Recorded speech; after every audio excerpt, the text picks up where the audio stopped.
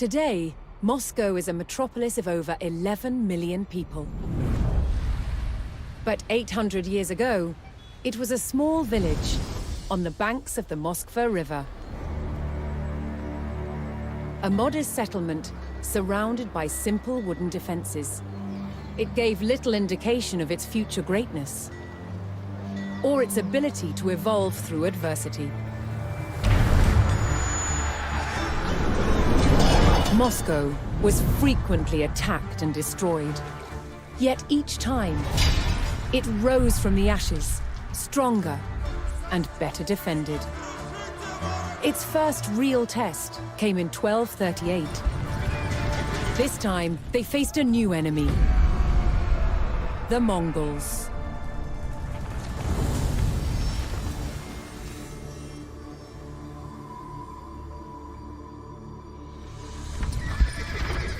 Moscow had been largely unaware of the growing threat in Central Asia. Genghis Khan, founder of the Great Mongol Empire, had conquered most of the Asian continent. His descendants continued his work to expand the empire. His grandson, Batu Khan, led the armies of what would become known as the Golden Horde. Their goal: to extract money from principalities they conquered. One by one, states in the region, known collectively as the Rus, fell to the Golden Horde. Moscow was next.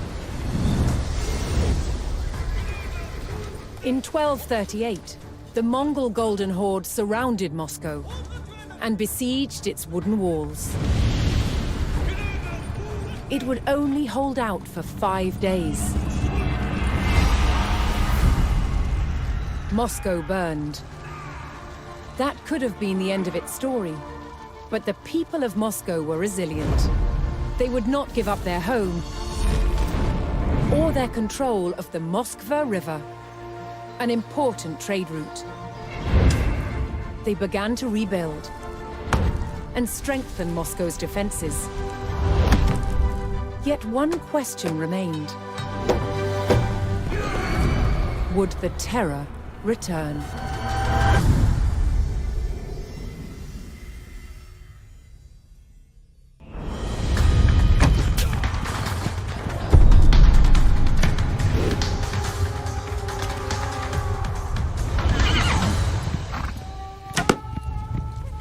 Horse archers were elite troops who galloped into battle, shooting their bows from the saddle, arrow after arrow after arrow.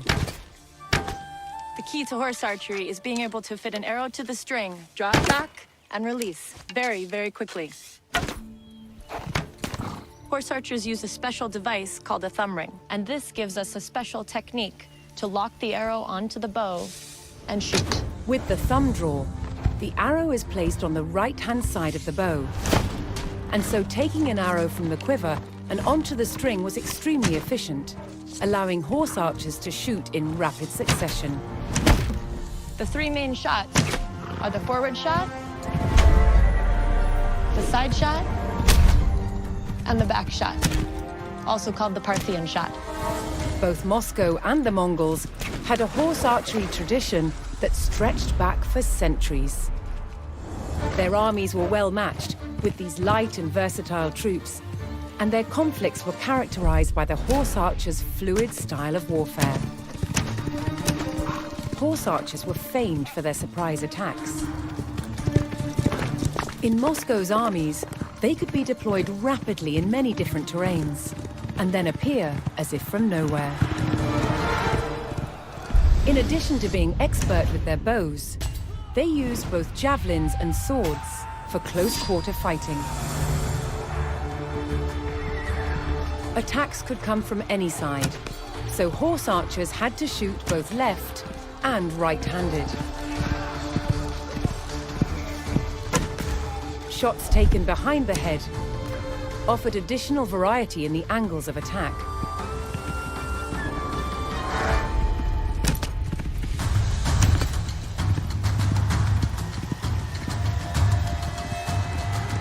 They were also expert at swarming across an enemy's front to decimate his lines. They were quick to retreat, and just as quick to renew their attacks.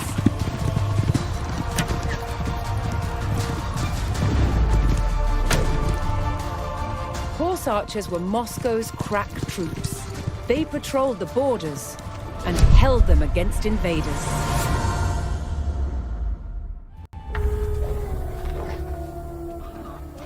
By 1303, Moscow controlled land that encompassed the entire flow of the Moskva River. Its ambitions didn't end there.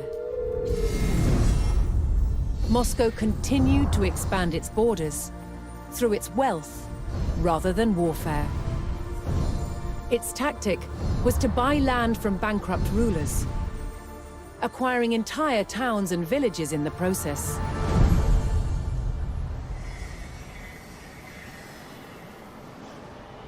As Moscow was still a vassal of the mighty Mongol Empire, it had to send envoys to pay them tribute. And Moscow's ever-expanding borders meant more and more revenue for the Mongols. But not everyone was content with the rise of Moscow.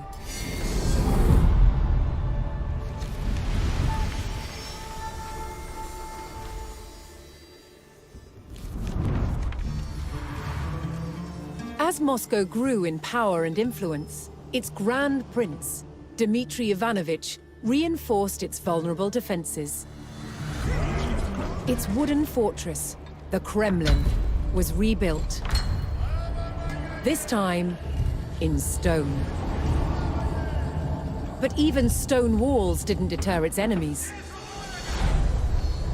By 1368, Lithuania saw rapidly expanding Moscow as a real threat. Joining forces with the Principality of Tver, they set out to challenge its dominance. They attacked Moscow.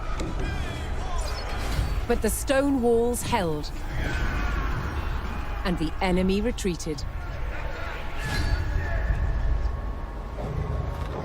Tension between the factions refused to die down.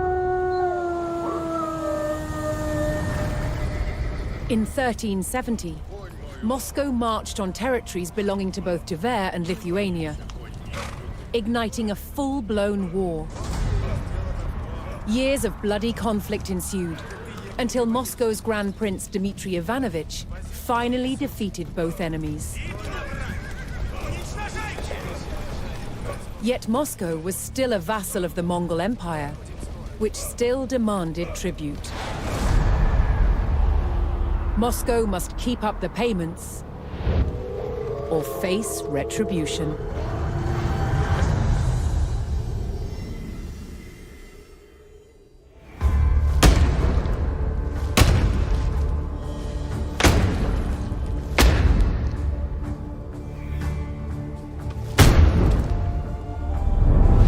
Medieval Moscow, Muscovy, was shielded by vast forests, which slowed the advance of approaching enemies. These woodlands were also an abundant source of timber for building wooden forts. Forts built within urban settlements were called Kremlins. The original Kremlin in Moscow, from at least the 12th century, was made entirely from wood, as were all buildings in the city. To understand how these forts were constructed, a scaled-down version is being made. Moscow built forts in vast numbers. You can see they had an ingenious way of doing it. These standard lengths of wood have V-shaped notches cut into the end, and then they can be simply overlaid into a box construction which forms a cell. No joints, no nails, just the sheer weight will keep them in place. Stacked together both vertically and side by side, these cells created astonishingly resilient walls. They were far better at withstanding attacks from mighty siege engines than simple vertical palisades. And the box construction of Muscovy forts also had a number of other advantages. By filling them with earth or with stone, it made them not only stronger than a single wooden palisade, but it also gave them sturdiness and elasticity, which could better absorb the impact of projectiles from trebuchets. And the other advantage of these box structures is that they could be prefabricated. Now, the first step in that process is taking off the bark. This stops wood-eating insects from sheltering beneath the bark and allows the wood to dry, preventing it from rotting. By taking off the bark, this wood will then last for years. Prepared timbers could be stored and then assembled into cells, wherever and whenever needed. And some cells, both on the walls and the gatehouse towers, were not filled with earth. Instead, they were left empty for defenders to use. From the 13th century, some towers were made of stone and brick, like this one at Chertsk Castle, built in 1388. When stone wasn't available locally, red brick was the material of choice. Of course, the advantage of using bricks is that they're easy and cheap to manufacture, they're uniform, so easy to build with, and it's these red bricks which give the distinctive look to Eastern European castles, which we can still see to this day. Stone and brick towers could be built much taller than wooden ones. This allowed Moscow's defenders to spot potential attackers sooner, keeping their enemies at bay. Under Grand Prince Dmitry, Moscow had grown rich and allied itself with old adversaries. Together, the Rus allies were ready to challenge the dominance of the Mongols and stopped paying them tribute. On the banks of the River Don, Dmitry would stake his life on being the first Rus leader to defeat the Horde in battle.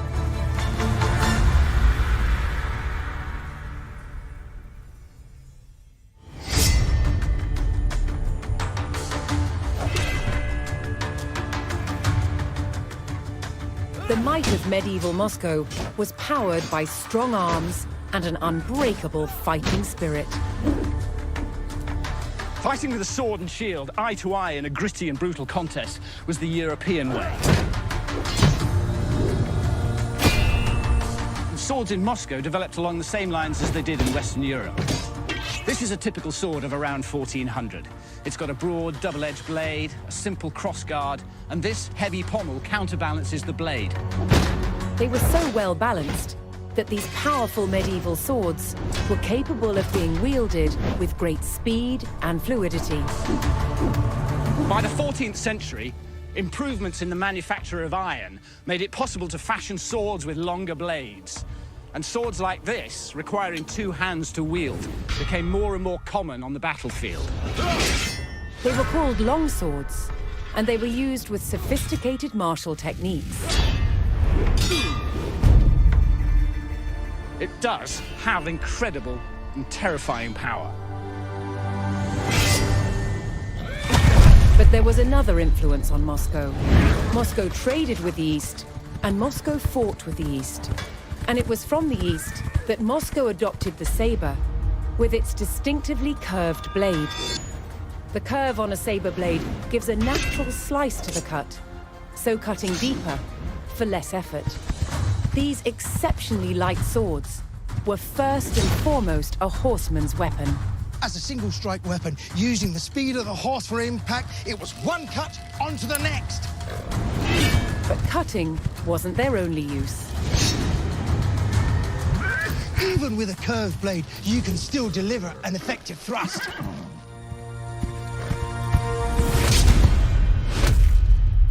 However, for all their cavalry dash, the old ways of standing firm remained part of the Muscovy way, forging a military culture that was a unique blend of West and East.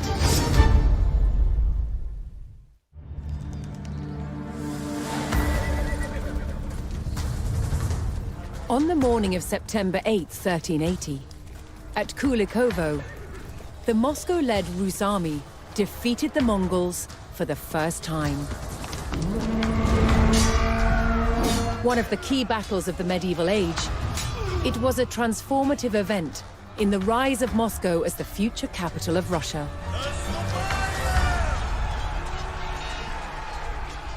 For the first time, rival principalities had joined Moscow to fight a common enemy. Now, many Rus principalities began to see themselves as one. Future leaders of Moscow would draw on the memory of this battle to claim their supreme political position in Russia.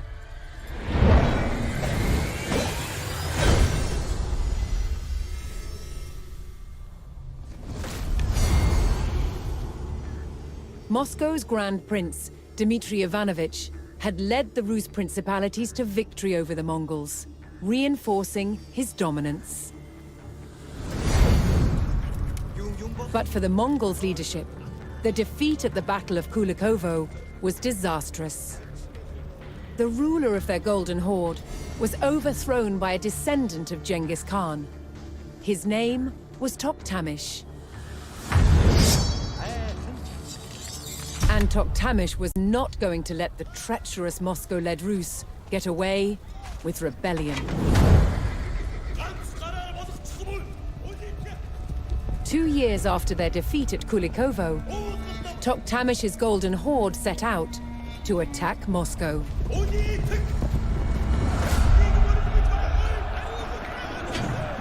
The city had not felt the wrath of the Mongols for more than a century. That was about to change.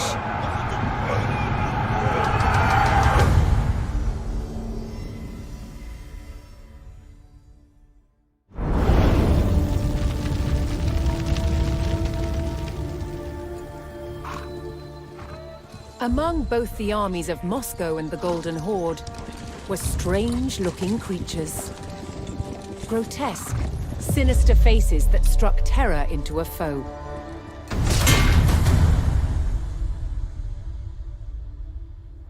There's a very long history of making helmets with mask visors with human features in the ancient Near East. Moscow was heavily influenced by this metalworking tradition, using the art of embossing to hammer these extraordinary sculptural forms into the steel. To make these masks required highly skilled artisans. In present-day Poland, Adam Mazia is a master of the craft.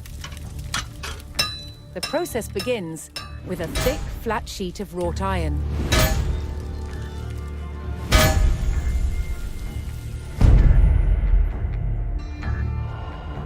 The hammer stretches and domes the plate, the beginnings of a face.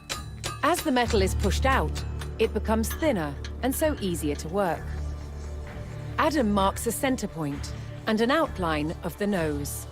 This is the only guide he uses. All else is done by eye alone. In Western Europe during the late Middle Ages, helmet design was all about function. What shapes are going to form glancing surfaces that make weapons skate and bounce away from the face? In Moscow, however, the approach was rather different. They sacrificed quite a lot of protection for the sake of extraordinary visual impact. There is a limit to which the metal can be stretched, and so a slot is cut to allow the nose to be shaped. Released from the bonds of the rigid plate, the nose takes on its distinctive form. In a way, armor is always a mask. It forces the world to see us as we want to be seen. Strong, powerful, indomitable. These Muscovite mask visors are an extraordinary example of that projection of identity. In some cases, they were actually made as portraits in the image of the wearer. With every strike, the features become more and more recognizably human.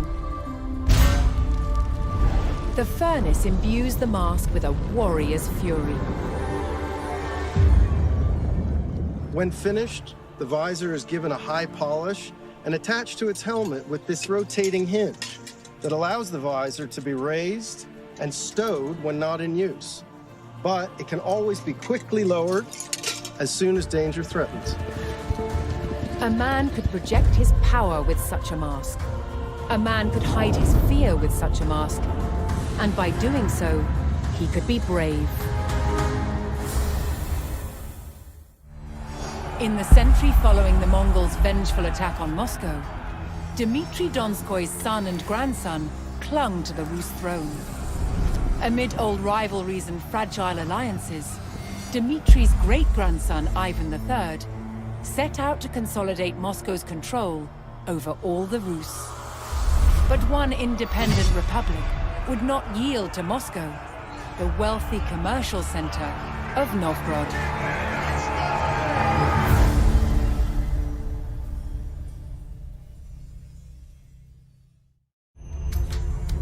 While Ivan III consolidated Moscow's power, the Golden Horde was succumbing to discord. Seizing on this weakness, Ivan withheld tribute, equipped his men with firearms, and marched to meet the army of the Khan. On the banks of the Ugra River, the Rus stood defiant, prepared to contest over 200 years of Mongol dominance.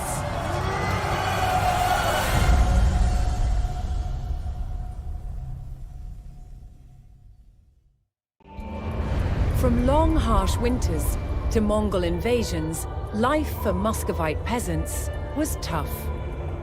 But they had one crop that was vital to their survival: rye. Moscow peasants relied on cereal crops more than any other food. To separate the grain from the straw, cereals had to be threshed with a flail.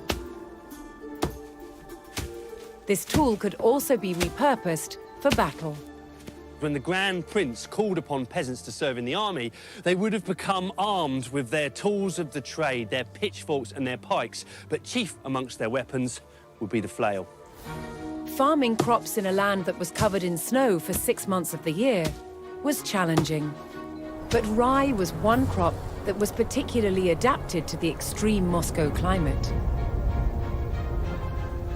The thing about rye is it's incredibly hardy. If you can sow it in autumn, it'll grow through the winter months, even with a covering of snow on the ground. Now, Russia is famous for its long, cold winters, but it also gets very hot and dry summers, and it's in those drought conditions that rye also thrives. And it's for that reason that a majority of Moscow peasants were growing this stuff. But they didn't get to keep all of their crop. The largest rye grains were given to the Grand Princes as tax, while the rest would be used to make bread, or malted to make a nourishing, non-alcoholic drink, kvass. It's super easy to make and cheap, really cheap. It's great for helping tired muscles recover, and it's just quite refreshing, and also helps control infections. Muscovite soldiers drank kvass as part of their daily rations. It's made by first adding ground malted rye to boiling water. After cooling, yeast culture is added, causing the mixture to ferment. This kills off any germs in the water.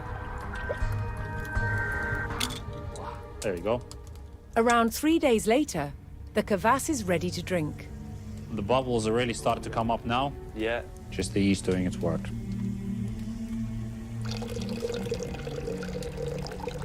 На здоровье. На здоровье. What are the special qualities of this drink, then? It's essentially a probiotic drink. It has a lot of B vitamins, and it has lactic acid, which is great for recovering from hard labor. It's kind of an ideal sports drink, really. And with rye so easy to grow, you can see how this was the sort of saviour, if you like, of the Moscow peasantry. The hardiness and versatility of rye was a lifesaver to Muscovites, both for peasants at home and soldiers on campaign.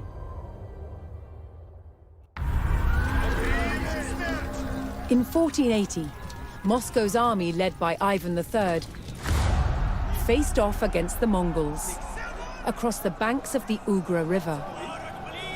But the Muscovites, armed with guns, were too much for the Mongol army.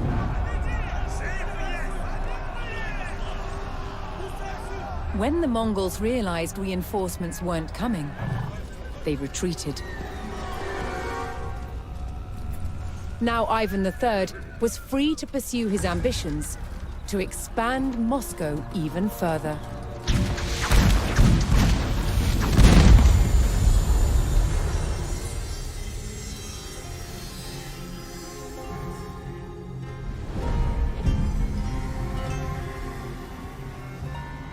Despite the rapid rise of Moscow, it was still a vassal of the Mongol Empire.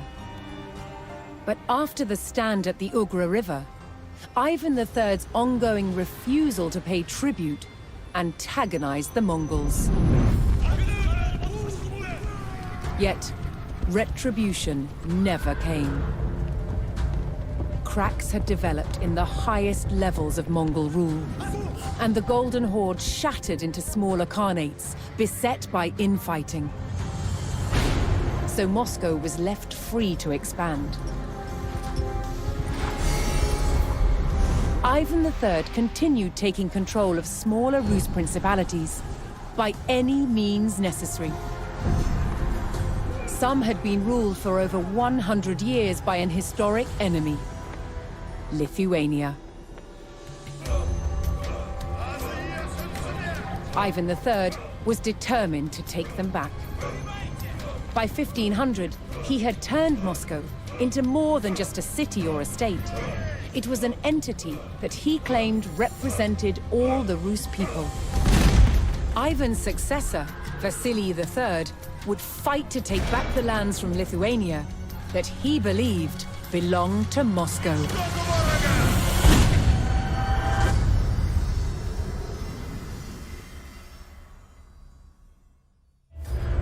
Following Moscow's growth in the west, Ivan IV ascended the throne and took up the eastern expansion plans of his ancestors. The Tatar Khanate of Kazan lay just across the border. But the Tatars had resisted many Rus sieges in the past. In his final attempt to capture the Tatar lands, Ivan would deploy bold new strategies.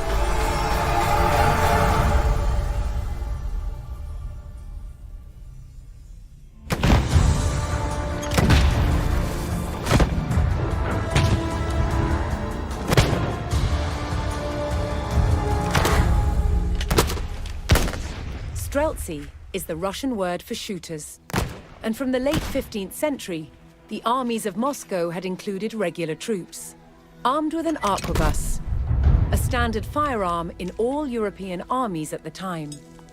This is an arquebus. It's an early type of musket. To load it, you put a charge of black powder down the barrel. The ammunition is a lead ball. A paper wad seals the charge. Then both ball and wad are rammed home tight. To shoot the gun, priming powder is placed in the pan. The priming is lit by a match. Now, a match was originally a length of cord soaked in saltpeter, so that it burns slowly but continuously, and even in poor weather. When lit, this sends a flame through a small hole at the base of the barrel, which lights the main charge. One of the great advantages of the arquebus was that the ammunition was inexpensive and easy to make. Molten lead was poured into a special mold. It cooled to a solid state in seconds, making it possible for vast quantities of lead balls to be produced. They were finished by trimming off the excess lead, which was known as a sprue.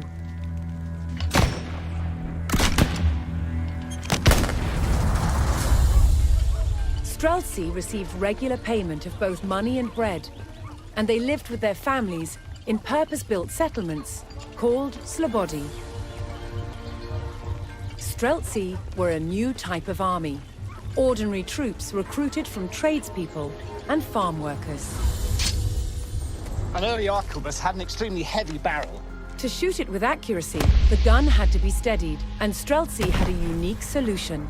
This is a type of axe called a bardiche, and for the Streltsy, it doubled as a gun rest. Arquebus men were usually vulnerable to cavalry. Even with experience, reloading takes time, and cavalry covers ground very speedily.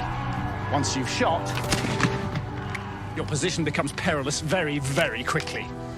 However, with the scything power of a Bardiche, Astrelsi has at least the chance to withstand a cavalry onslaught.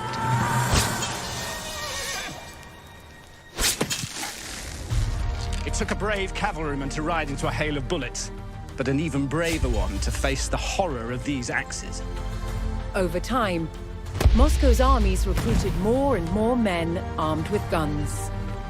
Inexpensive troops who changed the way war was waged.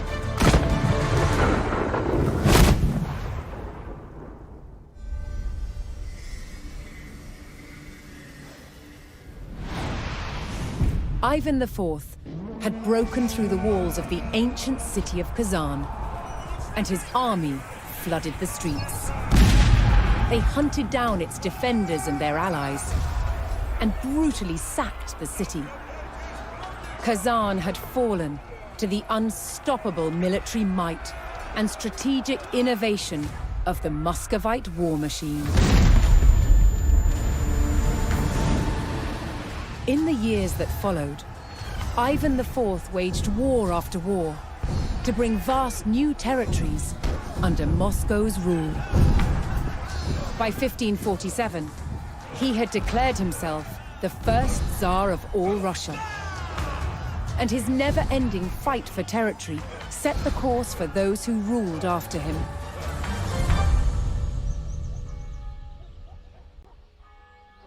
Moscow was no longer a small fort on the banks of the Moskva River. It had survived centuries of Mongol oppression and wars with its neighbors. Its evolution from fort to city to state and to empire would continue. Moscow's rise transformed Russia into one of the world's greatest superpowers.